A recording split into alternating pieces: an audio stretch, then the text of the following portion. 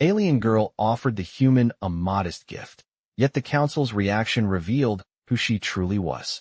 Hello everyone. Before we begin today's story, I have a small favor to ask.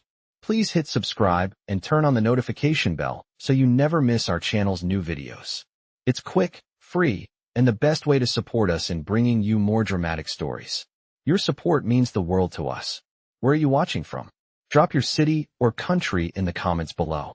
Thank you very much. Now, let's get back to our main character. Commander James Carter stood in the heart of the alien city, his boots clicking softly on the marble floors as he made his way through the grand palace. The towering spires and shimmering walls reflected the alien architecture, strange and yet magnificent, a blend of beauty and cold technology. It was his first time on this planet, part of a diplomatic mission, and he was assigned to protect the alien queen's proxy, a woman who, according to the brief, was a perfect clone of Queen Nisara, but without the royal power. As he walked, his mind wandered to the strange feeling he'd gotten upon meeting the proxy earlier that morning. She was an imposing figure, with deep red skin and eyes as blue as a clear summer sky. Yet, there was something unsettling about her, a warmth in her gaze that hinted at more than what the royal briefing had suggested. Zira, the queen's proxy, was polite, but there was an unmistakable tension in her body. She was always in the shadow of her more powerful counterpart, the queen. Yet, it was clear that she carried some unspoken burden, one that she could not shake. James found himself drawn to her, not just because of her beauty, but because of the vulnerability that seemed to flicker in her demeanor. It was not long before their journey took them to the heart of the city. They had been invited to a grand ceremony, one where the queen's proxy was to deliver a small gift to a group of dignitaries. The gift, a beautiful handcrafted artifact, was small, but Zira had insisted it held great value. As they entered the grand hall, Zira walked with her head held high, though James could sense her unease. She handed the gift to one of the council members, a gesture that seemed small but spoke volumes about her role in this alien society. To James, it was just a simple act of kindness, but he had no idea what was about to unfold. The council's reaction was immediate and shocking. As the gift was handed over, whispers filled the room. The council members exchanged looks, some nodding in recognition, others clearly unsettled. It was then that James realized something important. Zira was not just any proxy. She was someone far more significant, and the gift she had given was not just a simple token. It was a symbol of her true status, one that the council feared.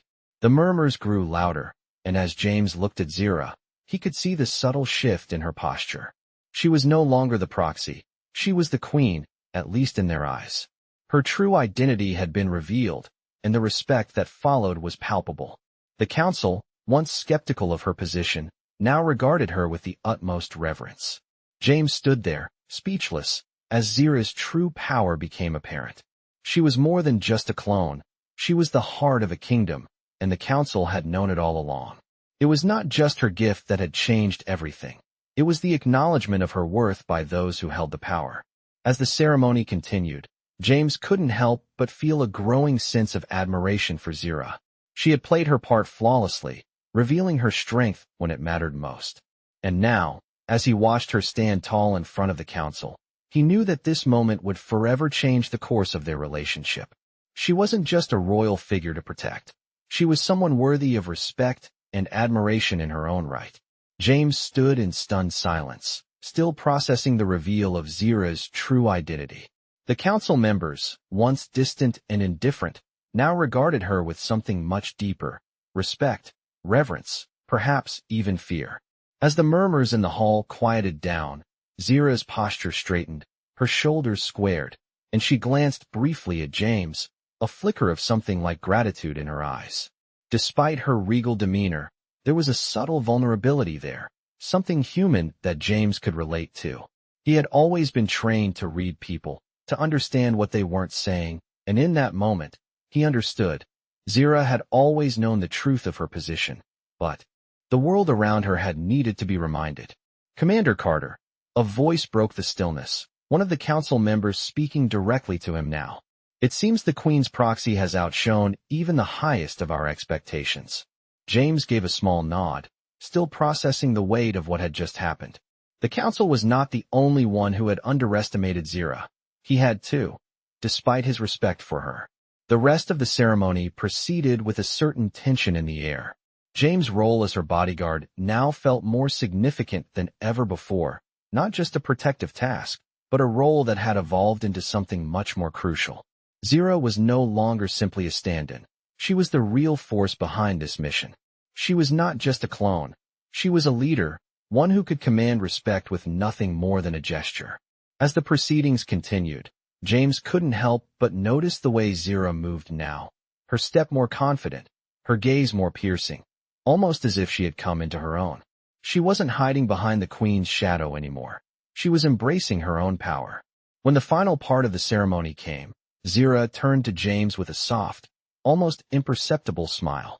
"Are you ready?" she asked him, her voice steady, a hint of command in it that James had never noticed before. He met her gaze and nodded.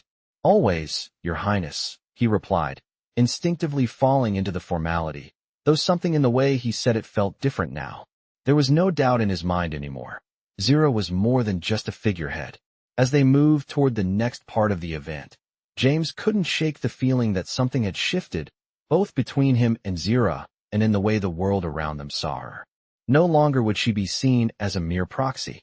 She was the queen in all but name, and he was standing beside her, ready to face whatever came next, not as a bodyguard, but as an ally.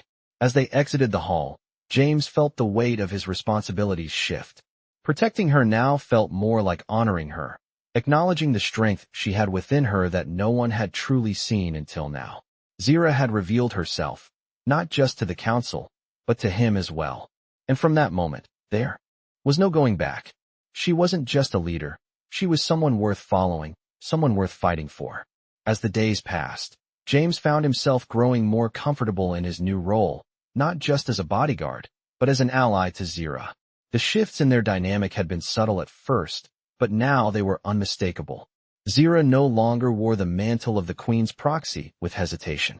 She stood tall, exuding the kind of quiet strength that came with knowing her true value. The political landscape had changed overnight, and it wasn't just the council that had shifted its view. James, too, had started to see her in a different light, not just as a royal figure to protect, but as someone who had the power to shape the future. Their daily routines had grown more intertwined. In the mornings, Zira would review her diplomatic responsibilities, and James would be there, quietly observing, offering advice when asked. At night, they would often share quiet meals, discussing not just politics, but the small things, their lives, their worlds. James had always kept a professional distance, but there was a warmth in Zira's gaze that drew him in. It was clear now that she wasn't just a ruler with a facade. She was human in the most unexpected ways, and it was her humanity that had allowed her to connect with James. One evening, after another long day of meetings and speeches, Zira and James found themselves alone in the royal gardens, a rare moment of peace amidst the whirlwind of duties. The garden was tranquil, with bioluminescent flowers casting a soft glow in the twilight. The air smelled faintly of jasmine, and the distant hum of the city felt like a lullaby. Zira leaned against the stone railing, her gaze distant as she looked out over the city. James stood beside her, not speaking at first, unsure of what to say. The weight of their unspoken connection hung in the air between them. Finally, Zira broke the silence. "You know," she said softly, "when I was first created, I never imagined I would be in this position. I was just meant to be a replacement, an imitation." James turned to her, surprised. "An imitation? You've always been more than that." She looked at him, her eyes searching his face. "But that's the thing," she said, her voice tinged with a hint of vulnerability. "I was never supposed to be more than a shadow of the queen. Yet here I am, standing on my own, and it's all so overwhelming." James took a step closer, his presence a silent reassurance. "You're not just a shadow," he said firmly. "You're Zira. You're strong, intelligent, and you've earned every bit of respect that's come your way." Zira's expression softened, a quiet smile tugging at her lips. "Thank you," she whispered, the words more heartfelt than she had intended. There was a long pause as the two of them simply stood there, the city lights twinkling in the distance. It was in this quiet moment that James realized something profound. Zira wasn't just a powerful leader. She was someone who, despite the immense responsibility on her shoulders, still struggled with the same fears and doubts that anyone else might feel. It was this vulnerability, this honesty, that made her even more remarkable in his eyes. As they stood together, the weight of their connection felt undeniable. In the stillness of the garden, James knew that this bond they had formed was not just born out of duty. It was something deeper, something that neither of them had expected when they first crossed paths. And as the night sky stretched above them, James couldn't help but wonder what the future held for them both. But one thing was certain: he was no longer just her protector. He was her ally, and in that moment, that was all that mattered. As the days turned into weeks, James found that his bond with Zira was becoming something that transcended the roles they had originally been assigned. No longer was he just the protector of the Queen's proxy. He had become her confidant, her closest ally in a world that was just beginning to recognize her true potential. Zira had never asked for power. It was a role that had been thrust upon her when the real Queen had chosen to trust her as a stand-in. But now, as James watched her handle the delicate political negotiations with ease, he realized that she was more than just a figurehead. She was a force in her own right, a leader who carried the weight of her people's hopes on her shoulders, and she did it with grace. One evening, after a particularly long diplomatic session, Zira stood on the balcony of the palace, looking out over the city. James, having completed his usual security rounds, had decided to check on her, sensing that she needed some time alone. When he approached, Zira didn't turn to acknowledge him immediately. Instead, she stood there, her gaze fixed on the horizon. The setting sun painted the sky in hues of orange and purple, casting a soft light on her face. James could see the weight of the world in her eyes, the same eyes that had once seemed distant and cold to him, but now were filled with so much depth. "You've been quiet lately," he said softly, his voice carrying the concern he had been holding back for days. Zira finally turned, her face a mixture of fatigue and determination. "There's so much I need to do," she said, her voice low but steady. "So much at stake. I can't afford to make a mistake." James took a few steps closer, his gaze steady on her. "You're doing fine. Better than fine, actually. You've earned the respect of this council, and more importantly, you've earned mine." Zira's expression softened at his words, a rare smile tugging at her lips. "Thank you, James. That means more to me than you know." He could see the vulnerability beneath her confident exterior, the uncertainty that she rarely allowed anyone to see. It reminded him of how far they had come from that first meeting, when she had been just the Queen's proxy, a figurehead with no real power. Now, she was a queen in her own right, not because of a title, but because of the way she commanded respect, not just from her people, but from him as well. "I'm still learning," she admitted, her voice a little more vulnerable than usual. "I know I'm supposed to be a symbol of strength, but sometimes I wonder if I'm enough. If I'll ever truly live up to the Queen's legacy." James took a step forward, his tone resolute. "Zira, you don't have to live up to anyone else's legacy. You've created your own. And that's enough. You're more than enough." For a moment, there was a silence between them, the kind that spoke volumes. Zira looked at him, and for the first time in a long while, she seemed at peace. "I don't know what the future holds," she said quietly, "but I'm glad you're here, James. I'm glad you're with me." He smiled softly, his gaze warm and reassuring. "I'm not going anywhere, Zira. Not now, not ever." As the sun dipped below the horizon, casting the city in a soft twilight glow, James knew that this was only the beginning. Their journey was far from over, but one thing was certain. They were in this together, and nothing would change that.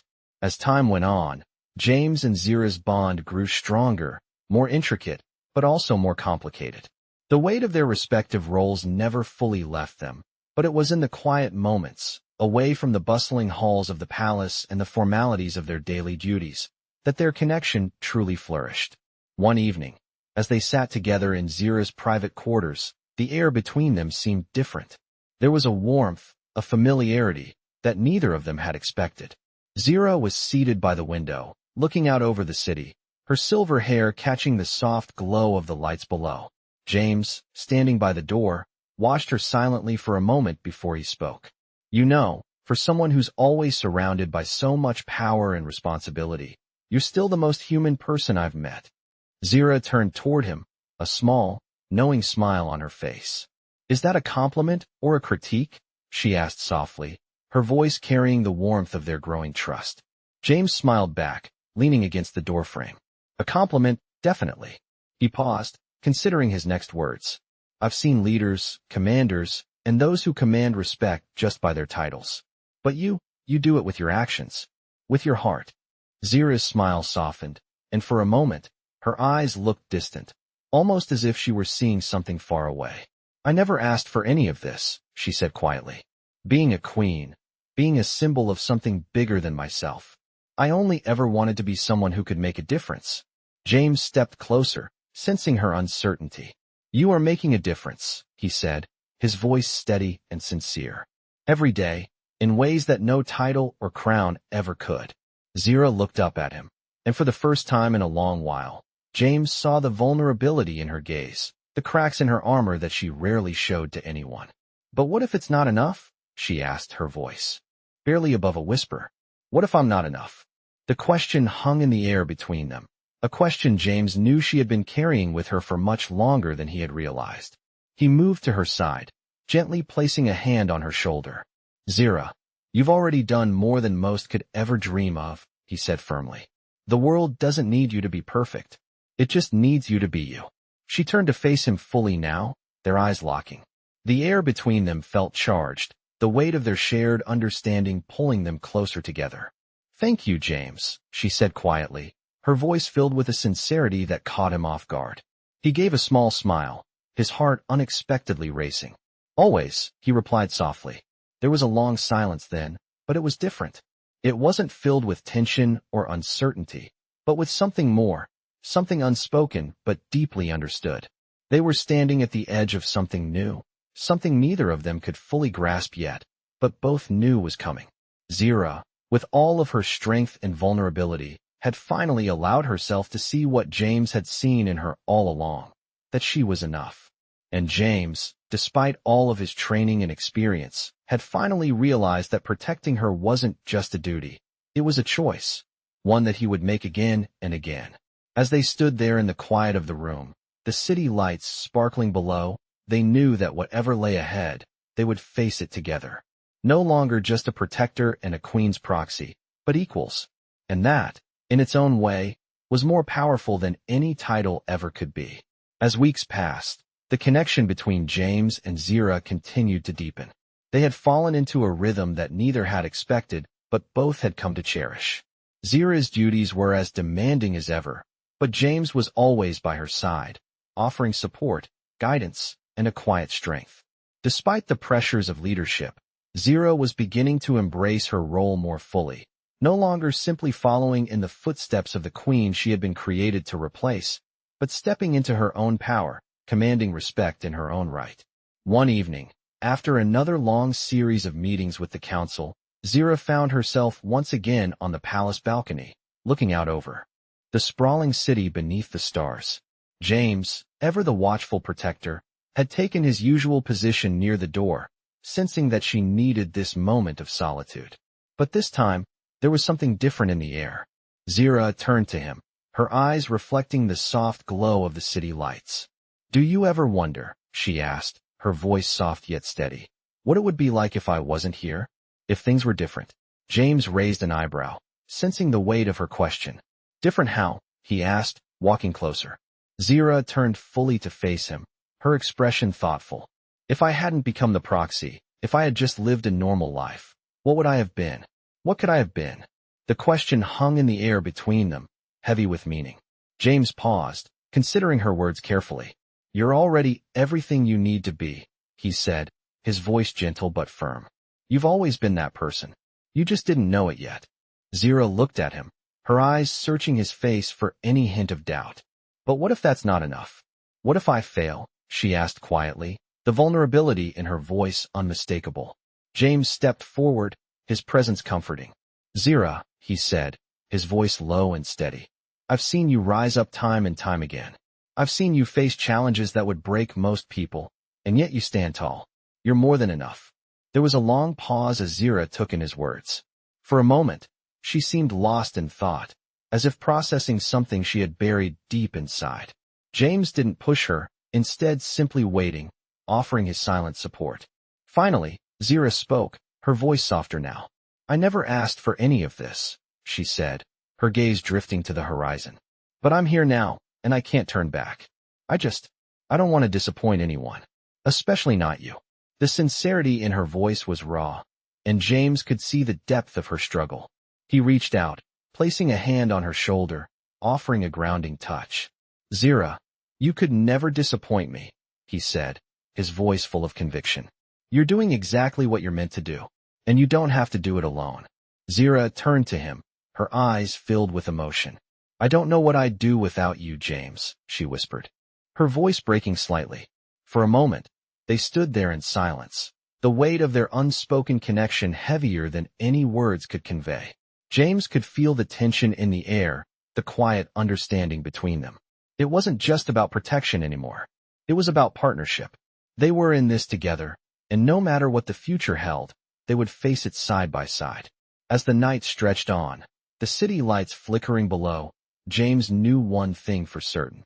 Whatever challenges came their way, they would overcome them, not because of titles or positions, but because of the bond they had forged, a bond that was unshakable, built on trust, respect, and something deeper, something neither of them had expected to find, but both had come to rely on.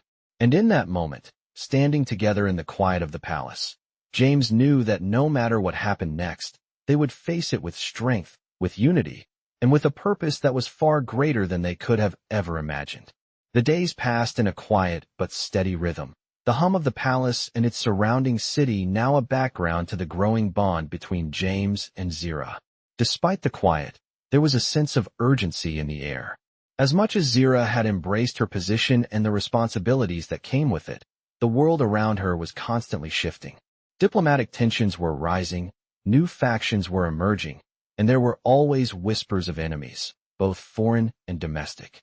Yet, through it all, Zira remained a steady force, a figurehead of strength and resolve. James, too, had found a new sense of purpose. It wasn't just about protection anymore. It was about standing beside Zira, offering the kind of quiet support she didn't always know she needed. Their relationship had evolved beyond that of a protector and his charge. They were equals, bound by trust, respect, and a growing, unspoken connection that neither had anticipated. One evening, after a particularly difficult meeting with the council, Zira sought out a rare moment of solitude. The weight of the day's discussions had left her exhausted, her mind swirling with the complex dynamics of interplanetary politics. James found her in the garden again, standing still amidst the vibrant flowers, her gaze fixed on the sky above. She didn't speak as he approached, but he could feel the tension in her posture. "Zira?" he asked softly, his voice carrying the concern that had become second nature to him. She turned to him slowly, a faint smile tugging at her lips, but it didn't reach her eyes. "Just thinking," she said quietly. "About what?" he pressed gently, his eyes searching her face.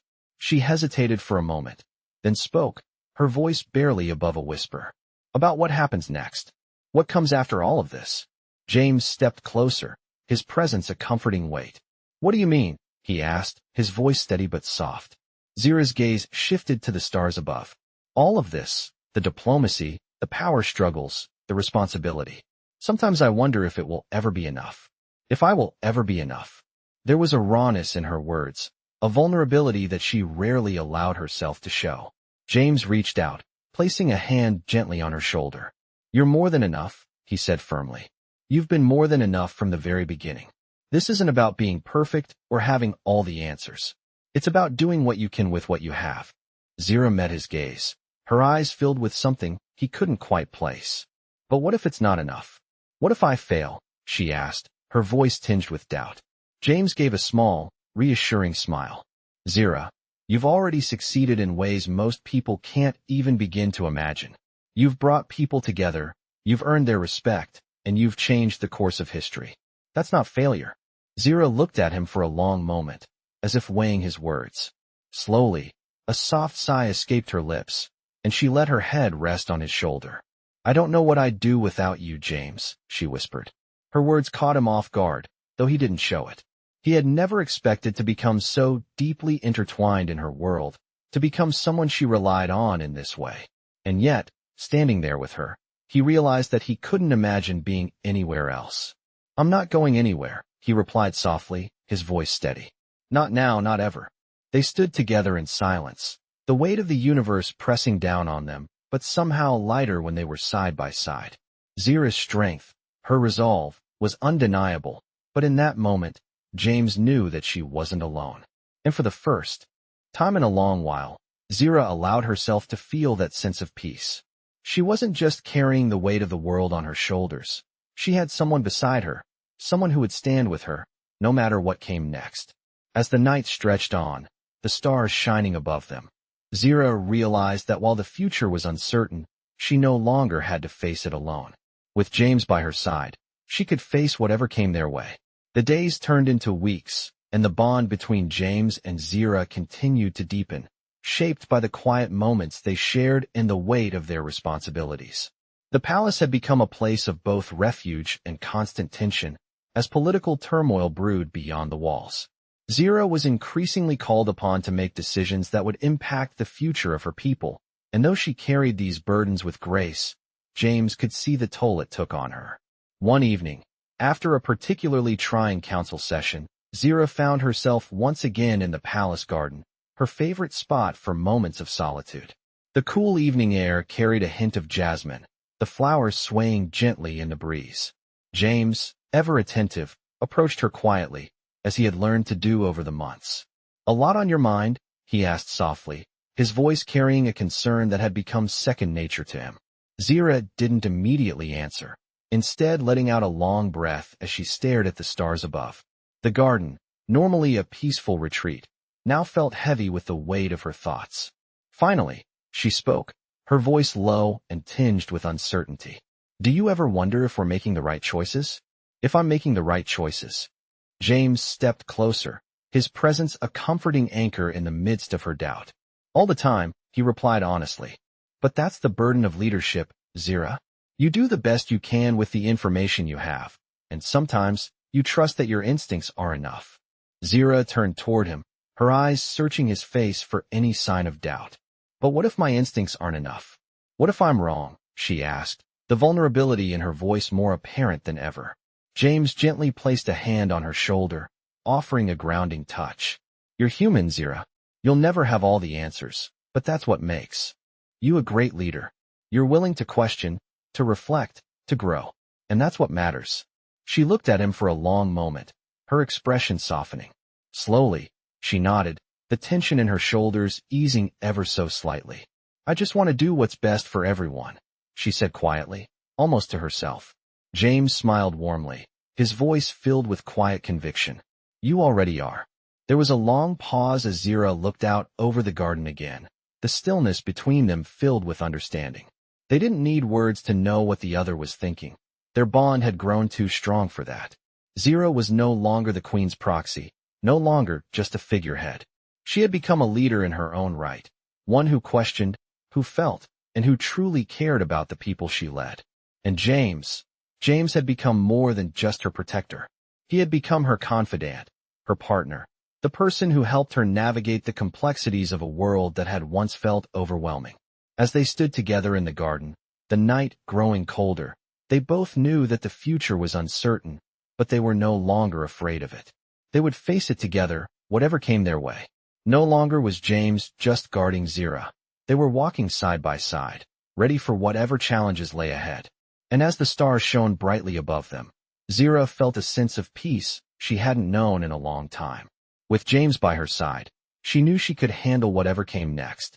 Together, they would change the course of history, not because of titles or power, but because of the trust and respect they had built and the love they had come to share.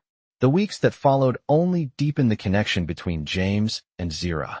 With each passing day, their relationship shifted from one of mutual respect to one of shared purpose and understanding. They had become an inseparable team, not just in the eyes of their people, but also in the private moments they shared, away from the prying eyes of the court. The political landscape, however, was ever-changing. Factions within the galaxy continued to vie for power, and Zira had found herself at the center of a growing storm. Despite her increasing confidence, There were days when the weight of leadership seemed to threaten to overwhelm her. But, on those days, James was always there, a steady presence by her side. One evening, after a particularly taxing council meeting, Zira sat alone in her chambers, her fingers idly tracing the rim of her cup as she stared out the window at the stars. The silence was both comforting and suffocating. James knocked gently before entering, knowing that she needed a moment of peace, but also needed someone to talk to. "Mind if I join you?" he asked, his voice soft but sure. Zira looked up at him, her face weary but grateful for his presence. "Please," she said, her voice carrying the exhaustion of the past few days. "I could use the company." He sat beside her, his gaze following hers to the stars. For a long while, neither spoke. It was the kind of silence that was comfortable between them, filled with a deep understanding that needed no words. Finally, Zira broke the silence. "I've been thinking," she began, her voice quieter than usual, "about everything that's happened. About how much I've changed." James turned to her, his expression open and attentive. "You've changed, but not in the way you think," he said gently. "You're still the same person, the same strong, compassionate leader you've always been. You've just grown into your role." Zira smiled faintly, though it didn't quite reach her eyes. "But is it enough?" she asked, her voice tinged with doubt. "Am I enough?" James reached out, placing a hand on hers, a gesture that spoke volumes more than any words could. "You've always been enough," he said, his voice steady and full of certainty. "It's not about being perfect, Zira. It's about doing what you can with what you have, and you've done more than most could ever dream of." She squeezed his hand gently, taking comfort in his words. The weight of the universe seemed to lift, even if just a little, with him by her side. "Thank you," she whispered. "I don't know what I'd do without you." James smiled softly, his eyes warm with affection. "You'll never have to find out," he said. "I'm not going anywhere." As they sat there together, the world outside seemed a little less daunting. There would be challenges ahead, of course, but they would face them together. Not as ruler and bodyguard, but as partners. And in that moment, Zira finally allowed herself to believe that everything would be all right. She didn't have to carry the weight alone, and for the first time in a long while, she felt a sense of peace settle over her. Whatever the future held, they would face it side by side.